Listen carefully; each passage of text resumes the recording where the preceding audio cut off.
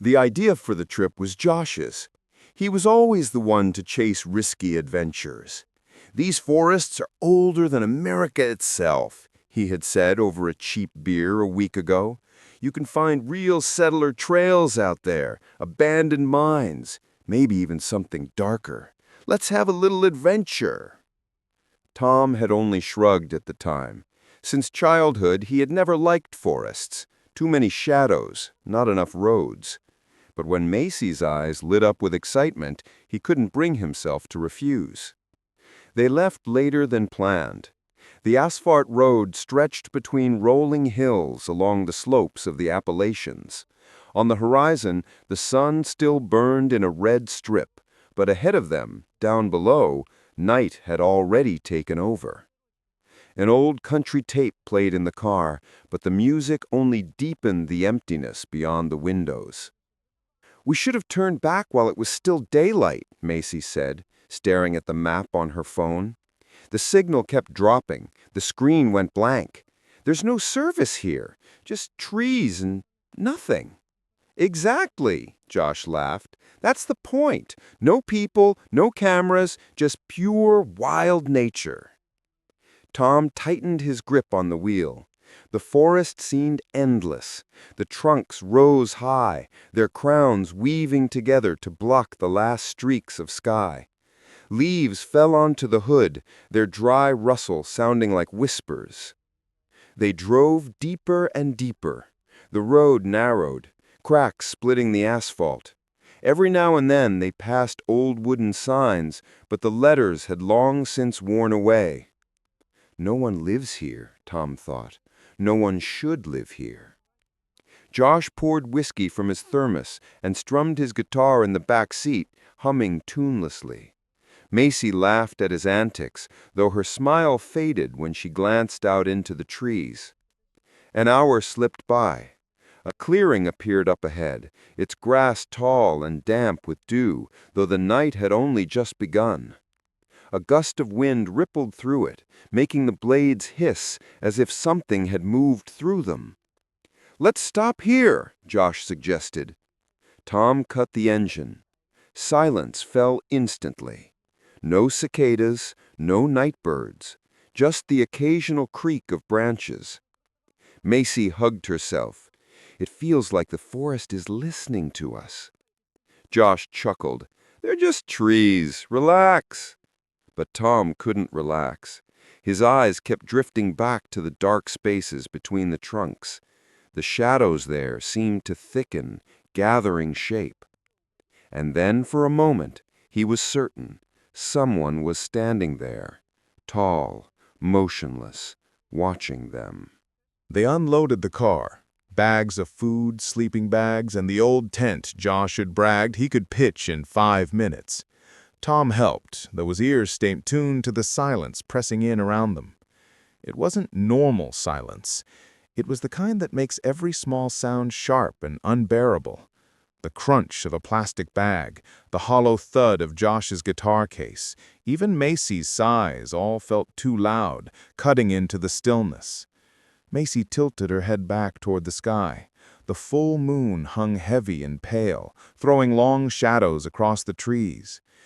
"It's beautiful," she whispered, as if afraid to disturb the fragile quiet.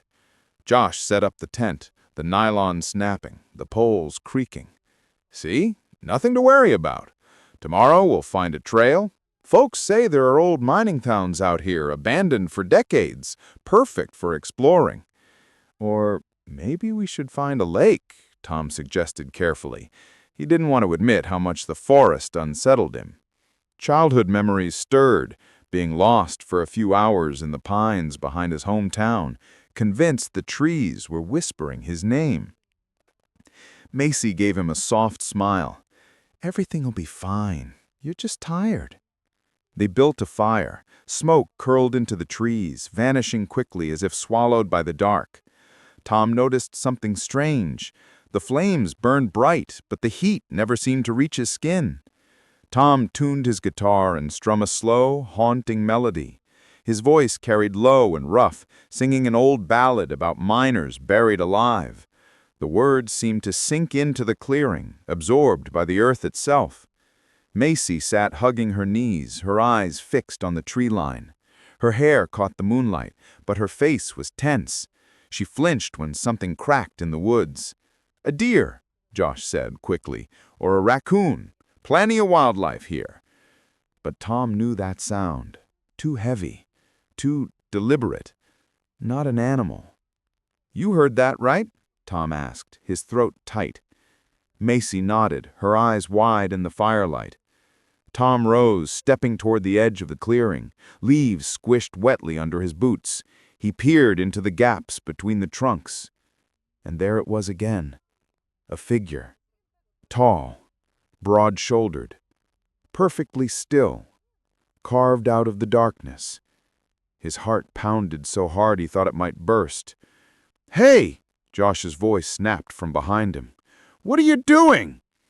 Tom blinked, just once, and the figure was gone. He backed toward the fire, every step careful, the ground strangely soft, like it had a pulse. Maybe it's exhaustion. Maybe it's my imagination. But deep down, Tom knew the truth. The forest was watching and waiting. Morning brought fog. The air was damp, heavy with the smell of rotting leaves and wet soil. The fire had long gone out, nothing but blackened coals left behind. Josh yawned loudly. Macy complained about freezing all night. But Tom felt as if he hadn't slept at all. He'd been haunted by noises in the dark. At first, it was the soft rustle of grass, like footsteps circling the clearing. Then the groaning creak of heavy weight shifting across roots, and once, sharp, steady thuds, the sound of an axe biting into wood. He hadn't told the others. They wouldn't have believed him. "Let's take a walk," Josh said. "Maybe find a stream, maybe even a hunter's cabin." Tom wanted to object, but he swallowed the words. There was no point in arguing with Josh. They followed a narrow trail overgrown with grass. The leaves slapped damp against their legs, and the deeper they went, the darker the forest became. The trees seemed to knit themselves together overhead, blotting out what little light filtered through the fog. Then Tom smelled it. Smoke. "You smell that?" Macy nodded quickly. "Someone's out here." And she was right. Through the trees they saw rooftops. A small cabin, weathered and gray, nearly swallowed by moss. Smoke curled from the chimney. "Unreal. A real woodsman," Josh whispered. They climbed the creaking steps to the porch. The air was thick with resin, wood smoke, and something metallic. "Maybe we shouldn't," Macy started, clutching Tom's sleeve. The door opened before she could finish. A man stood there, tall, broad, with a tangled beard, and eyes so dark they looked hollow. His hunting jacket was stained. The axe in his hand glinted in the dim light. Tom's chest went cold. "You're lost," the woodsman said, his voice deep, flat, like earth shifting. Silence pressed down on them. Even the leaves outside seemed to stop moving. Yeah," Josh stammered, forcing a grin. "We're just campers. Spent the night on a clearing. Thought maybe we'd find a trail back." The man studied them one by one. His gaze lingered on Tom longer than the others. "There is a trail," he said slowly, "but not for everyone." He turned and stepped inside, leaving the door open. The cabin smelled of hay and rust. Shadows clung to the walls, where taxidermied animals stared with glassy eyes. Owls, foxes, raccoons. Bundles of dried herbs hung from the rafters, and old traps were scattered across the floor. Macy pressed close to Tom. "Let's leave," she whispered, shaking. "I don't like this place." But the woodsman looked back at them. "Come in," he said. "We should talk."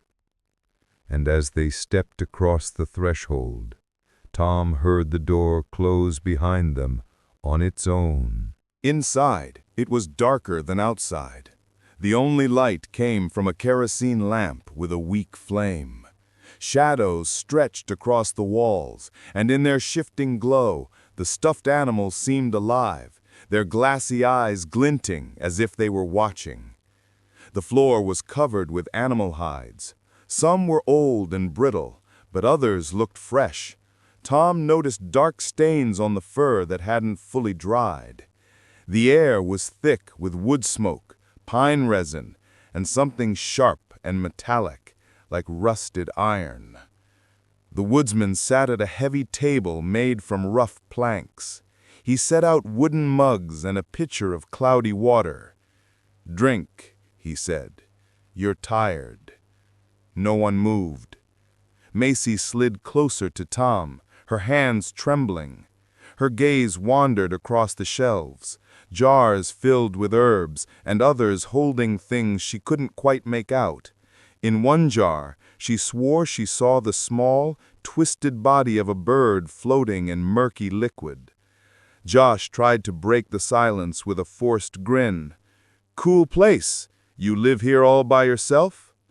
The woodsman's eyes fixed on him, and Josh's grin died instantly.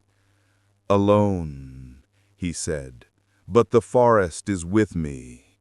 It gives me food, water, shelter, and the forest takes what it is owed from those who come without asking." A chill crawled up Tom's spine. He opened his mouth, but no words came. Outside, the wind howled, and the leaves rattled like footsteps circling the house. "We just want to get back," Tom managed, finally. His voice cracked. "We didn't mean to trespass." The woodsman nodded slowly, his beard shifting with the motion. "Back? Why go back? Your path is here now." He moved to the window, his frame looming large in the weak lamplight. His shadow fell across the room, broad-shouldered, axe in hand. "You will leave if the forest chooses, but it rarely does. More often, it keeps what comes inside." Macy pressed into Tom's side, her heart pounding so hard he could feel it through her jacket. Josh forced a nervous laugh. "Look, we'll just head out. No hard feelings." The woodsman turned suddenly. The lamplight caught on the blade of his axe. "Leave?" he asked. His voice was flat, like stone grinding. "The forest doesn't let guests walk away, not until it has taken its due." Silence smothered the room. Even the flame of the lamp seemed to freeze, holding still in the thick, suffocating air. And Tom realized they had already gone too far. Tom felt the walls closing in. The cabin was small, but it felt endless, like every beam and crack in the wood was alive and breathing. In the corners stood a rusted cage, and inside it lay a gnawed bone, polished smooth. The woodsman placed a wooden bowl on the table. Inside were chunks of meat, dark, stringy, with yellowish veins. "Eat," he said. "You'll need strength for the road." Macy clamped a hand over her mouth, gagging. Josh forced a smile. "We're not hungry. Really, we brought our own food." The woodsman shook his head. Your food is foreign. The forest wants its own. Tom noticed the man's hand pushing the bowl forward, scarred, covered with long claw-like marks. His eyes, though, were worse, empty, as if there was no man behind them at all. The lamplight flickered, and Tom saw the door clearly for the first time. Deep scratches raked across the wood, long and fresh, like claws had torn at it from the outside. We need to leave, Tom thought. Now, any way we can. We appreciate your help, Tom said carefully, but we really should get back to our car. The woodsman's voice was steady, but his words cut like stone. The car isn't yours anymore. The forest took it. Tom froze. What? When guests arrive, the road disappears. The forest doesn't like wheels grinding over its roots. You're on foot now. Macy clamped a hand over her mouth, gagging. Josh forced a smile. We're not hungry, really. We brought our own food. The woodsman shook his head. Your food is foreign. The forest wants its own. Tom noticed the man's hand pushing the bowl forward, scarred, covered with long claw-like marks. His eyes, though, were worse, empty, as if there was no man behind them at all. The lamplight flickered, and Tom saw the door clearly for the first time. Deep scratches raked across the wood, long and fresh, like claws had torn at it from the outside. We need to leave, Tom thought. Now, any way we can. We appreciate your help, Tom said carefully, but we really should get back to our car. The woodsman's voice was steady, but his words cut like stone. The car isn't yours anymore. The forest took it. Tom froze. What? When guests arrive, the road disappears. The forest doesn't like wheels grinding over its roots. You're on foot now. Macy whimpered and grabbed Tom's arm. Tom, he's insane. The woodsman stepped closer. The floor groaned under his weight. Insane? No. I am its voice. I make sure strangers don't leave so easily. He brushed a hand along the wall. The stuffed animals seemed to shiver, and for an instant Tom swore their heads turned to face him. Josh snapped. He shot to his feet. That's it! We're done here! We're leaving! He lunged at the door and yanked the handle. The wood cracked, but didn't give. It was as if the door were carved from stone. Outside, the wind howled louder. Leaves scraped against the windows like fingernails. Beneath it all came another sound. Footsteps. Many footsteps, circling the house. You see, the woodsman said, his voice deep as a drumbeat. The forest is already here. Cold dread crawled through Tom's body. This wasn't just a cabin anymore. It was a trap. The air inside grew heavy, suffocating, as if it had thickened into something they could almost choke on. Macy sat on the floor, hugging her knees, her shoulders trembling. Josh stormed from the door to the window, rattling the warped frames, but the glass was cloudy, showing only shifting black shapes of trees pressed close against the cabin. "This is insane!" Josh shouted, his voice breaking. "He's just some psycho with an axe! We can break out if we try harder!" "You heard it too," Tom said quietly, his throat tight. "Those steps, the voices, that wasn't just him." "It was the wind!" Josh snapped. The wind, the trees, our nerves, nothing else." "The forest hears," the woodsman interrupted. His voice was deep, almost subterranean. He hadn't moved, but his eyes gleamed in the lamplight. Macy's voice cracked as she whispered, Why won't it let us go?" The woodsman rose, his movement slow and deliberate. He walked to the fireplace and tossed in a bundle of dried herbs. The flames hissed, leaping green, and a bitter metallic smell filled the room. "Long ago," he began, staring into the fire, "the first settlers came here. They cut the trees, they dug into the earth, they dragged gold from the mountains. But the forest lived, and it saw. It knew they took without respect. So it began to take them, one by one. First the woodcutters, then the miners, and their children, the children it kept." His voice deepened with each word, vibrating like something buried far beneath the floor. Shadows stretched across the walls, and in the flickering light, the glass eyes of the taxidermied animals seemed to glint with something cruel, almost aware. "They say, on nights of the full moon, you can hear them, the lost ones. They circle the cabins whispering, calling for the living. The forest feeds on strangers, and He turned, his face half in shadow. "I guard its borders." Tom's stomach twisted. "It's just a story, a campfire tale to scare us, that's all." But he no longer believed it.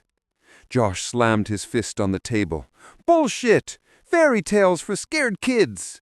The flames surged high, shadows clawing across the ceiling. The woodsman's eyes locked onto Josh. He's already heard them. The footsteps, the whispers. They wait, and they will not let you go. Outside, the wind rose into a howl. Macy clamped her hands over her ears, sobbing because under the howl she heard something else. Faint, high-pitched laughter, children's laughter, thin and sharp, as if it came from beneath the ground. Tom's skin prickled, his hair standing on end. And in that moment, he knew the legend wasn't just a story. They hadn't noticed when night fell. Just moments ago, gray mist had hung over the clearing, but now the windows showed only blackness. The moon had risen unnaturally fast, swollen and orange, stained as though with blood. Tom pressed closer to the glass and realized with a jolt he couldn't see the trees anymore. Not the clearing, not the grass, only a dense, shifting wall of darkness pressing right up against the cabin as if the forest itself had moved closer. This isn't possible," Macy whispered. Her teeth chattered. "I don't remember the sunset. It just vanished." Then came the first sound, a whisper, barely audible, yet clear. It came from everywhere at once, as though seeping up through the earth beneath them. Josh's face drained of color. "It's the wind. Just the wind." But Tom knew it wasn't. There was rhythm in the voices, a structure, words he could almost understand. Come out to us." The whispers swelled. Then came footsteps on the roof, light, rapid, too quick to be an animal. And then the sharp, steady thud, like an axe striking deep into wood. Macy shrieked, clutching Tom's arm. "He said this would happen! He told us!" Tom's throat tightened, but he couldn't tear his eyes away from the window. And that's when he saw them. Figures in the dark, small, pale shapes, children. Their forms flickered like smoke, but their faces, those were horribly clear, White, lifeless masks with hollow eyes. They stood in a ring outside, mouths opening and closing in unison with the whispers. "Oh, God," Macy's voice broke. "They're calling us." Josh stumbled back, shaking his head violently. "No, no, this is in our heads! This isn't real!" But then a small hand pressed flat against the window pane, pale as chalk, leaving a wet print behind, though there was no rain outside. Macy screamed. Tom yanked her back from the window. The woodsman stood motionless in the center of the room, his eyes gleaming in the lamplight. "Now you believe. The forest has come for you." And in that moment, Tom understood. The legend wasn't just alive. It had found them. Josh snapped first. His breathing turned ragged, his movements jerky and frantic. "We're not staying here. He's just messing with us. We're leaving." He grabbed a chair and hurled it at the door. The wood shuddered, but didn't break. It was as if the door wasn't wood at all, but stone carved into the shape of one. "Stop it!" Macy cried, her voice shrill. She rocked back and forth, her hands over her ears. "You'll make them angry!" But it was too late. The whispers outside grew louder, weaving into a chorus. Thousands of voices, overlapping, whispering in a language none of them knew, and yet Tom felt the meaning deep inside his chest. "Come out, join us." The window cracked. Tom's breath caught as pale faces pressed against the glass. Children's faces, ash-gray, hollow-eyed, with mouths twisted into grins too wide to be human. They moved in unison, puppets pulled by one unseen hand. "God!" Tom whispered. Josh stumbled back, shaking uncontrollably. "No, no, they're not real. They can't be real." The woodsman stepped forward, his boots thudding against the floor like drumbeats. His shadow loomed across the room. "You see them now, the ones the forest claimed. Children, miners, hunters, all who were lost, and now you stand among them." The wind howled, battering the cabin walls. The taxidermied animals on the shelves swayed as if in a breeze that wasn't there. Macy clung to Tom, her nails digging into his arm. "Tom, we have to go. If we stay, they'll get inside." And as if answering her, laughter rose outside, bright, high-pitched, and hollow. The glass shattered. A small hand slid through the jagged opening, pale fingers groping the air, reaching for them. Tom felt the ground shift beneath his boots, the floorboards bending like something alive. "You will not leave," the woodsman said quietly. His axe gleamed in the lamplight. "No one leaves." The cabin groaned like a living thing. Every beam shuddered, every plank beneath their feet buckled as if the house had lungs that were pulling in air. Dust fell from the rafters, and the walls seemed to bend inward. Josh snatched up the axe he'd dropped earlier. His eyes were wide, wild. "If they come in, I'll cut 'em down. I swear I'll kill every last one." His voice cracked into a manic scream. "They won't take me!" Macy sobbed against Tom's chest, repeating over and over, "This isn't real. It's not real. It's not real." But Tom smelled it. The thick, damp rot of leaves mixed with something sweeter, fouler, like meat left too long in the sun. This was real, more real than he wanted to admit. The windows splintered, cracks webbing across the panes. A gray mist seeped inside, curling low to the floor, carrying whispers with it. Tom could make out the words now, chilling in their simplicity. "Stay. Join us. Forever."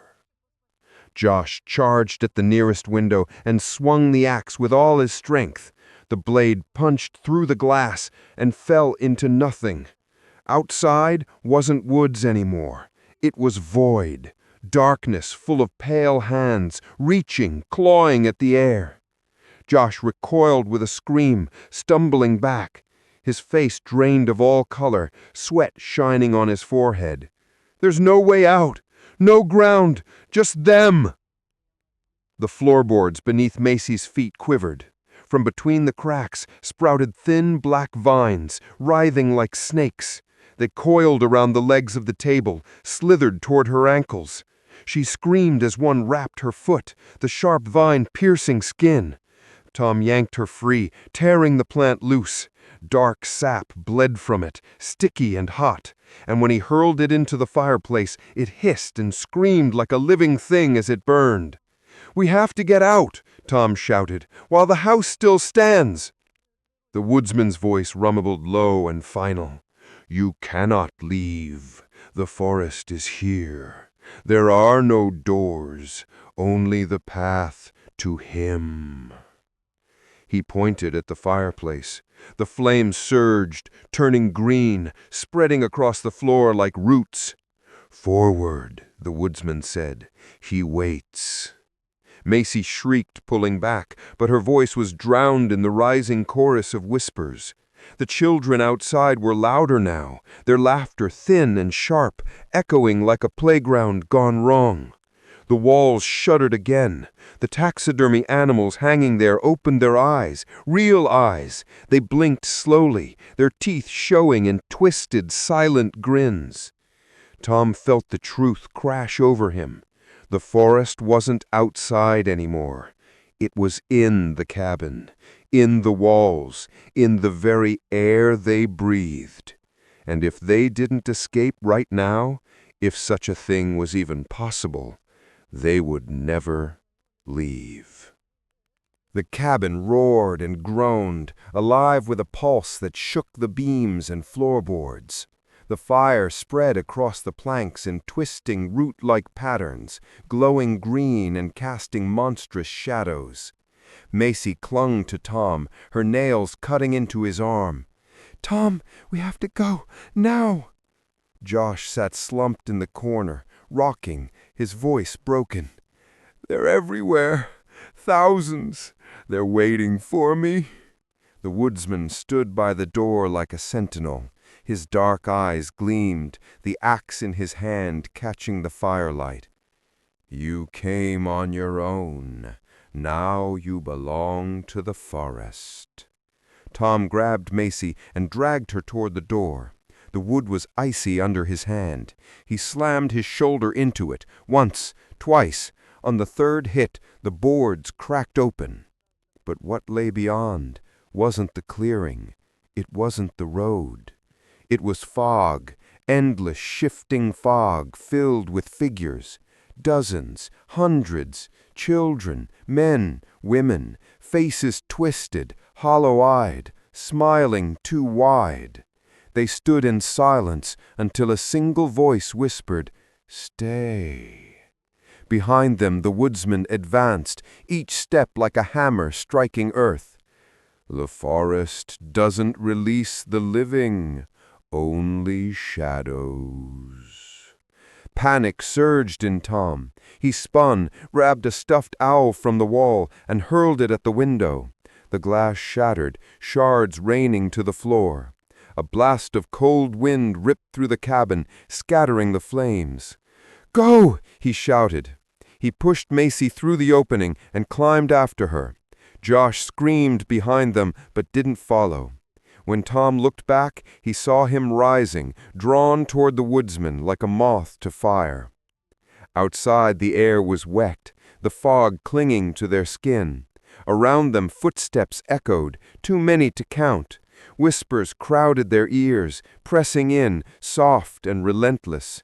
Tom dragged Macy forward, but the ground beneath them shifted, softening, sucking at their feet.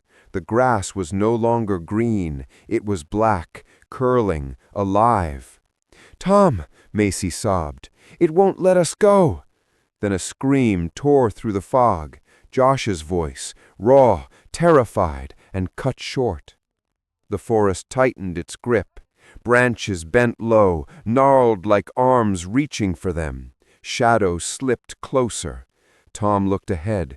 There, in the mist, headlights glowed. Their car, parked, waiting.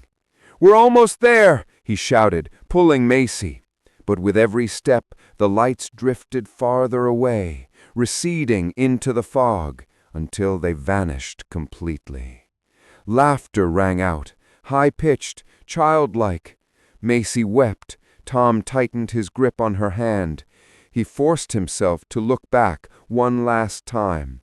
The woodsman stood in the fog, tall, unmoving, his eyes burning like coals.